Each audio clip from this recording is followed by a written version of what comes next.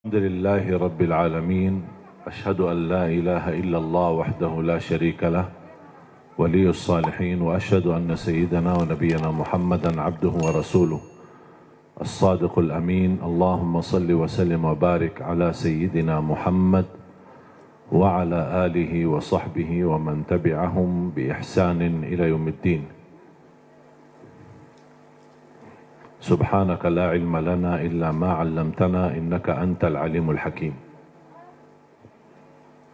Bapak Ibu jamaah sekalian dimuliakan Allah Subhanahu wa taala.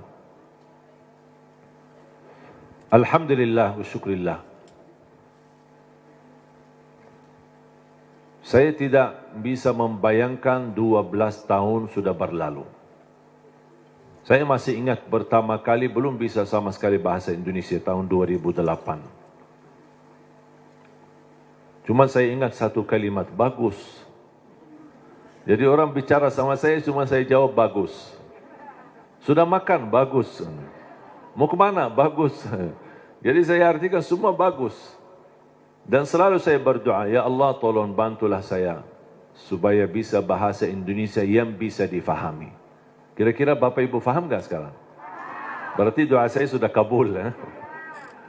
Karena itu doa saya tidak pernah belajar sekolah Indonesia atau kursus bahasa Indonesia atau dari kamus. Nah, cuman hanya bergaul, duduk, dengar, sering saya dengar, alhamdulillah bisa hafal. Ketika ucapkannya mungkin belum begitu pas, orang-orang ketawain dulu, tidak apa-apa. Saya bilang diketawain, dia bodohin, tidak apa-apa. Yang penting saya bisa sampaikan yang bermanfaat.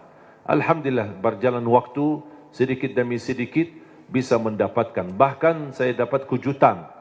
Saya menemukan saudara keluarga saya di Indonesia. Dulu ibu saya dan ayah tidak pernah cerita. Tapi saya ketika sudah berada di sini, baru saya menemukan saudara keluarga. Ternyata kakek saya dan ayah kakek saya, dua-duanya kelahiran Lombok. Bahkan ayah kakek saya dibunuh sama penjajah Belanda dan dia punya makam besar di Ampenan, di Lombok, dan dia mampu mempersatukan orang Sasak di Lombok untuk melawan penjajah Belanda. Makanya ketika saya bertemu Presiden Jokowi, saya sampaikan saya sebenarnya cucu pahlawan tapi belum terdaftar. Dan subhanallah tidak membayangkan begitu saya ke Indonesia bisa menemukan sejarah keluarga. Bahkan saya punya keluarga besar di Lombok, di Cirebon, di Surabaya. Salah satu kakek saya nikah sama orang Bumi Ayu di Jawa Tengah. Kemudian bertemu dengan keluarganya juga di Cirebon. Ada juga di Bali, kemudian di Jakarta. Barangkali di Cimahi besok-besok ketemu ada orang yang bunga keluarga. Jadi subhanallah begitu dunia ini kecil.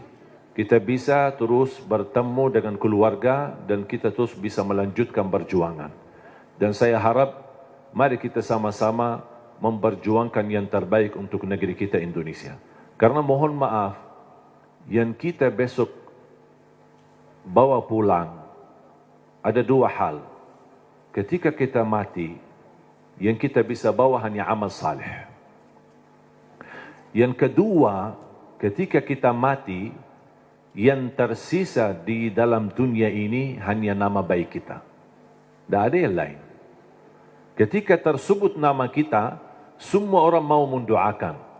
Semoga Allah ampuni, ya Allah. Luar biasa perjuangan orang itu. Luar biasa dia memberi yang terbaik. Orang politisi, orang ekonomi, orang siapapun, dimanapun posisimu. Tolong beri yang terbaik. Karena itulah yang akan mengharumi namamu ketika kita sudah besok meninggal dunia.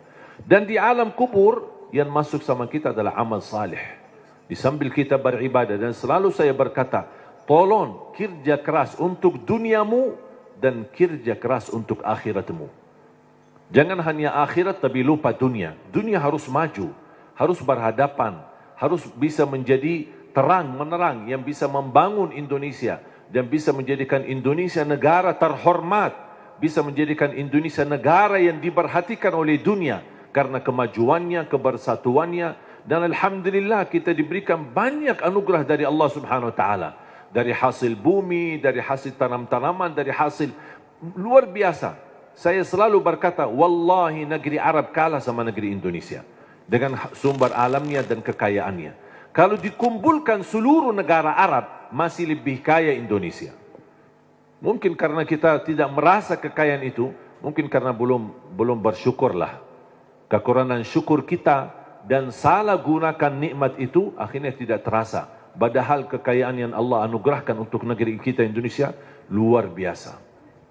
Dan mudah-mudahan kita bisa dan mampu Allah hantarkan kepada kita, insya Allah, seorang orang wakil rakyat di Dewan Pemerintahan, di Dewan DPR, MPR dan juga di DPRD. Mudah-mudahan semua orang-orang yang diberikan oleh Allah SWT kemudahan dan kemuliaan, yang mereka mampu menjalani tugasnya dan memberi yang terbaik, yang insya Allah balasannya terharum nama baik mereka dan nama keluarga mereka, dan mendapatkan balasannya di hari kiamat di hadapan Allah Subhanahu wa taala. 3 poin yang saya ingin sampaikan. Yang pertama, tolong jangan lewat satu hari tidak membaca Al-Quran. Belum bisa baca, simak. Dengar. Masih merasa bacanya belum begitu lancar, tak apa-apa, dengar. Karena pahalanya sama. Yang membaca maupun yang simak, pahalanya sama. Setiap satu huruf dapat 10 kebaikan. Ini bukan kata saya, tapi kata Rasulullah sallallahu alaihi wasallam. Man qara harfan min kitabillah falahu hasanah, wal hasanatu bi'ashri amthaliha. Barang siapa yang membaca kitabullah, satu huruf saja dapat 1 kebaikan, dan 1 kebaikan pula dilipat oleh Allah menjadi 10 kebaikan. Alif lam mim bukan 1 huruf, tapi alif 1 huruf, lam 1 huruf, mim 1 huruf. Bayangkan jemaah, Bismillahirrahmanirrahim 19 huruf dikali 10, 190. Dari segi baca 19, tapi tulisan pahala 190. Dan setahu saya tidak ada amalan yang bisa memberikan pahala berhuruf hanya Al-Quran. Injil, Taurat, Zabur, Suhufi Ibrahim wa Musa, hadis Qudsi, hadis Nabawi, tidak ada. Salat 10 kali lipat, tapi dari total salat. Tidak dihitung setiap ruku', sujud, bacaan dalam salat, tidak. Dihitung total salat. 5 waktu dapat 50. Sebagaimana diperintahkan di awal 50 kali salat.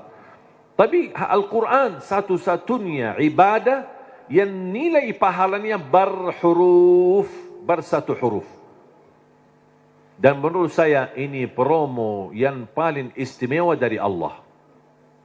Paham bu promo? Biasanya ibu-ibu yang tahu promo. Ada enggak di pasar promo? Kalau kita misal mau belanja, ditawarkan, ini beli misal gelas 1, dapat gratis 1. Beli 2 botol minyak goreng, dapat gratis 1. Ada kan? Atau beli misal 2 botol mie goreng, minyak goreng, dapat 1 dus mie goreng lah misalnya. Ada kan? Itu kan namanya promo. Pernah enggak Bapak Ibu bertemu dengan promo, beli 1 botol minyak goreng, dapat 10 gratis. Ada enggak promo begitu? Pasti merugi kan?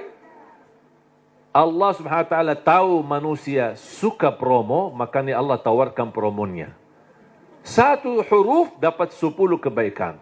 Tapi sayang sekali, yang berlaku promo manusia, tapi promo Allah belum laku. Karena banyak kita manfaatkan promo manusia, tapi tidak memanfaatkan promo dari Allah SWT. Bahkan berita gembira, ada orang berkata, saya sebenarnya ingin baca, tapi bata-bata bacaan saya. Saya takut salah, nanti malah dosa. Mendingan tidak usah baca. Itu alasannya karena berbata-bata. Ada berita gembira dari Rasulullah SAW. Rasulullah bersabda, "Walladhi yaqra'ul Qur'ana wa yatata'ta'u fihi wa huwa 'alaihi syaq lahu ajran." Barang siapa yang membaca Al-Quran, kemudian dia berbata-bata. Terima kasih ya Rasulullah. 1400 tahun yang lalu, nampaknya Rasulullah umatnya bakal banyak berbata-bata. Makanya sudah diberi solusi dari kemarin. 1400 tahun yang lalu. Barang siapa yang membaca Al-Quran, kemudian dia berbata-bata sambil berat, susah, sulit untuk membaca Al-Quran, tapi tetap dia mempertahankan dan terus dia melanjutkan sesuai kemampuannya, kata Rasulullah, falahu ajran, akan Allah berikan 2 kali pahala. Selain setiap satu huruf 10 kali lipat, dia dapat 2 kali pahala. Satu, karena dia mau membaca Al-Quran. Yang kedua, kesulitan yang dia hadapi, berbata-bata sampai berat, Allah hargai perjuangan itu, Allah berikan pahala. Berarti Bapak Ibu yang bersama Al-Quran, tidak ada yang merugi. Bahkan ada yang bertanya, boleh enggak saya baca Al-Quran, tapi saya tidak baca terjemahannya? Saya jawab, boleh. Ada orang tanya lagi, boleh enggak saya baca Al-Quran sampai khatam, tapi mohon maaf, saya tidak faham sama sekali? Saya jawab, boleh. Kenapa? Karena target baca Al-Quran kita ada 4. Ada 4 target. Pertama, baca walaupun tidak faham. Tetap dapat setiap satu huruf 10 kebaikan. Itu namanya standar. Walaupun tidak faham sama sekali. Karena Rasul menjanjikan pahala setiap satu huruf 10 kebaikan tidak dikaitkan dengan faham. Target kedua, baca dan faham. Berarti ada upaya untuk memahaminya. Itu lagi lebih besar lagi pahalanya. Yang ketiga, baca, faham dan menhayati. Lebih lagi dahsyat pahalanya. Ada lagi yang keempat, baca, faham, hayati dan menamalkan. Kalau tidak bisa semuanya, jangan tinggalkan semuanya.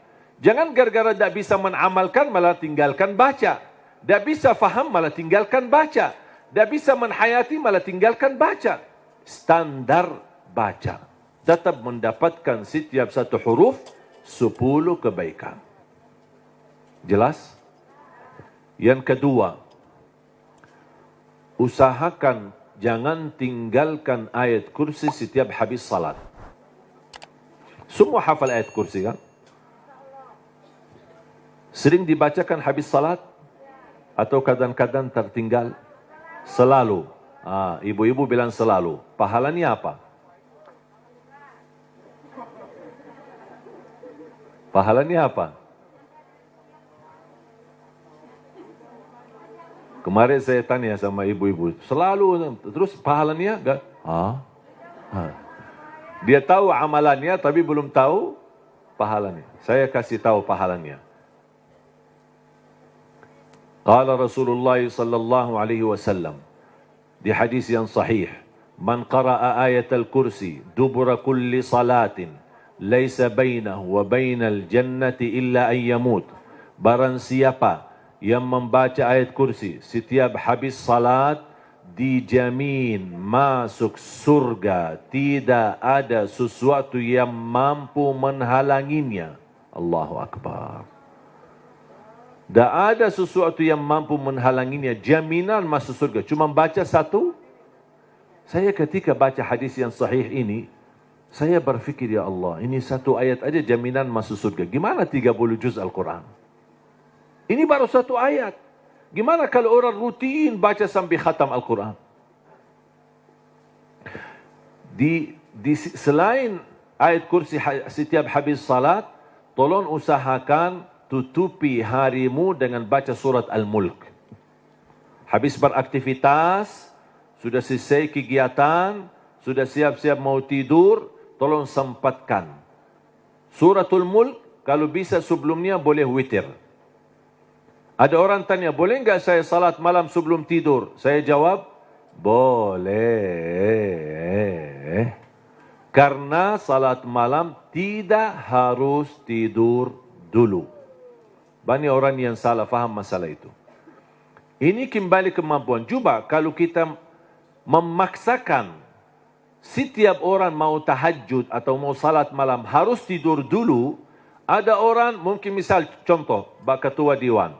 Aktivitas, rapat, meeting, pulang sudah malam. Kalau dia tidur malam mungkin bisa jam 12, mungkin bisa jam 1. Belum tentu bisa tahajud. Ketiduran, baru dapat 3 jam, maksimal 4 jam, sudah subuh. Jadi, fisik manusia kan punya kemampuan, punya batas. Makanya selalu saya berkata, Kalau ada bapa ibu yang biasa tahajud, tidur baru tahajud, tak apa-apa teruskan. Tapi kalau masih belum terbiasa, tolong amankan walaupun 2 rakaat. Amankan walaupun 2 rakaat. Niat salat malam, niat salat hajat, lihat sunnah taubat. Silahkan, apapun niatnya boleh. Habis salat 2 rakaat, tambah 1 rakaat witir boleh, atau 3 rakaat. Sekali salam witir, atau bisa 2 rakaat salam baru 1 rakaat. Terserah, mau 3 sekaligus, 1 kali tahiyat, atau bisa dipisahkan 2 baru 1. Baru habis itu tidur. Kenapa? Seandainya belum sempat bangun dan ketiduran sampai subuh, sudah tertulis namamu ahli tahajud. Sudah tunaikan salat, apalagi witir. Minimal, saya selalu tekankan, minimal jaga witir. Dan mohon maaf, ini bukan wasiat saya, tapi Rasulullah. Tidak ada yang dari saya. Dari saku saya tidak ada. Semua dari Rasulullah SAW. Apa kata Rasulullah kepada Abu Hurairah? Abu Hurairah berkata, Rasulullah menwasiat, awsani khalili wa an utira qabla an anam. Rasulullah menwasiatkan aku jaga witir sebelum tidur, kata Rasulullah kepada Abu Hurairah. Bahkan Umar bin Khattab ketika ditanya, kenapa suka witir sebelum tidur? Kata beliau, saya takut tidur dan meninggal dunia dalam keadaan tidur belum witir. Makanya amankan witirmu. Inna Allah witir, yuhibbul witir, fa'autiru. Allah maha witir, Allah cinta witir. Jagalah witir. Dan salah satu sunnah yang Rasul tidak pernah tinggalkan adalah sunnah witir. Tidak pernah tinggalkan, sehat, sakit, musafir, dimanapun berada. Selalu jaga witir. Dan sunnah yang kedua, sunnah subuh. Sesudah azan, sebelum salat wajib, ada sunnahnya. Bahkan di menurut mazhab Abi Hanifah, sunnah subuh itu dianggap wajib. Selain Abu Hanifah dianggap sunnah. Memang dia sunnah, tetapi hampir sunnah, tapi martabatnya seperti martabat wajib. Karena sunnah subuh, pahalanya lebih besar daripada dunia dan seisinya. Saya berkata, subhanallah, ini baru pahala sunnahnya. Kira-kira gimana yang wajibnya salat subuh? Habis sudah laksanakan witir, mau tidur, tolong bacakan suratul mulk. Belum lancar bacaanmu, setelkan. Dari HP boleh, atau CD murattal, suratul mulk, atau dari YouTube. Sudah alhamdulillah puluhan bahkan ratusan ribu murattal. Tinggal milih apa yang kita suka. Sambil kita di tempat tidur, berbaring, kita bisa dengar suratul mulk. Kenapa disuruh baca suratul mulk? Apalagi di ujung aktivitas kita. Seandainya malam itu meninggal dunia, sudah dapat jaminan selamat dari siksa kubur. Suratul mulk, jaminan selamat dari siksa kubur. Yang terakhir, sedekah. Yang pertama, jangan lewat satu hari tidak baca Quran. Yang kedua, ayat kursi setiap habis salat, termasuk jaga suratul mulk. Kalau bisa sebelumnya jaga witir. Terus sekarang yang ketiga, sedekah. Terutama sedekah subuh. Terutama sedekah subuh. Saya sudah sering membahas dahsyat sedekah subuh. Saya yakin Bapak Ibu, semua para hadirin, saya yakin orang yang suka bersedekah. Tapi ada yang satu sering tertinggal. Doa habis sedekah. Atau doa di saat sedekah. Tahu enggak Bapak Ibu, doa di saat sedekah termasuk doa makbul? Tapi kadang-kadang kotak amal lewat, kita isi tapi tidak doa. Sering kita lupa doa itu. Padahal bisa, ya Allah aku mohon dengan berkat sedekah ini, titipkan pahala sedekah ini untuk kedua orang tuaku. Ya Allah aku mohon dengan berkat sedekah ini, sembuhkan penyakitku kalau lagi sakit. Ya Allah dengan berkat sedekah ini, mudahkan urusanku. Apapun hajat kita, luar biasa dahsyat sedekah. Termasuk sedekah subuh. Dan saya sudah buat ada tausiah, ceramah. Mungkin Bapak Ibu nanti habis acara berkenan, bisa lihat di channel YouTube kami, namanya Dahsyat Sedekah Subuh. Saya sudah bahas satu tausiah, khusus hanya membahas keutamaan dan manfaat daripada sedekah subuh. Dan sedekah setiap waktu dan setiap saat ada manfaatnya. Tapi lebih istimewa di waktu subuh, itu lebih dahsyat. Bisa Bapak Ibu, saya tidak akan bongkar apa isinya dan apa rahasianya. Bisa Bapak Ibu nanti lihat di YouTube. Sedekah menjaminkan husnul khatimah. Sedekah menjaminkan selamat dari kematian kecelakaan. Sedekah menjaminkan selamat dari kematian kebakaran. Sedekah menjaminkan selamat dari kematian mendadak. Sedekah menjaminkan selamat dari su'ul khatimah. Sedekah menjaminkan kesembuhan penyakit. Sedekah menjaminkan memadamkan kemurkaan Allah. Dan sedekah menjaminkan ampunan dosa. Sedekah menjaminkan terkabul doa. Makanya ketika bersedekah jangan lupa berdoa. Apalagi di saat sedekah subuh. Dan cukup ketika bersedekah sebut satu hajat. Jangan habis salat subuh mu isi sedekahnya koin, tapi doanya sampai terbit matahari. Malu sama Allah, ku kelamaan. Kata mereka, apaan? Ku doanya panjang banget. Padahal sedekahnya baru koin aja. Tolong disesuaikan. Satu kali sedekah, satu kali hajat. Dan selalu dalam kebaikanmu, sisakan dalam doamu, jangan lupa doa untuk orang tua. Saya sudah belajar, apapun yang saya amalkan, apapun amalannya, di ujung saya amalkan itu, saya selalu berdoa, ya Allah, aku mohon titipkan pahala amalan ini untuk kedua orang tua. Saya selesai tausiah, pas pulang, ya Allah, aku mohon titipkan pahala tausiah ini untuk kedua orang tua. Habis ngaji, ya Allah, aku mohon titipkan pahala ngaji saya untuk kedua orang tuaku. Habis salat, ya Allah, aku mohon titipkan pahala salatku untuk... Apapun amalannya, apapun, saya sudah belajar menjadi salah satu upaya berbakti baik sama orang tuanya. Karena berbakti baik sama orang tuanya, walaupun mereka sudah meninggal atau di posisi yang jauh, tidak bisa bertemu setiap waktu dan setiap saat, melalui doa, insya Allah terhitung sebagai berbakti baik. Ada seorang bertanya, kalau orang tua saya sudah tidak ada atau sudah meninggal, gimana? Apakah saya masih punya kesempatan berbakti baik? Saya menjawab, masih punya kesempatan. Ada dua amalan, sedekah dan doa, bisa menjadi bermanfaat untuk orang tua kita. Dan semoga kita bisa bersama-sama, kita selalu niatkan dan doa untuk orang tua. Mudah-mudahan kekurangan kita di masa mereka berada, mungkin kita sebagai anak, namanya anak muda, di masa dulu mungkin banyak membuat orang tua sakit hati, menyakiti perasaan mereka. Namanya anak-anak, tidak merasa dan tidak menyadari.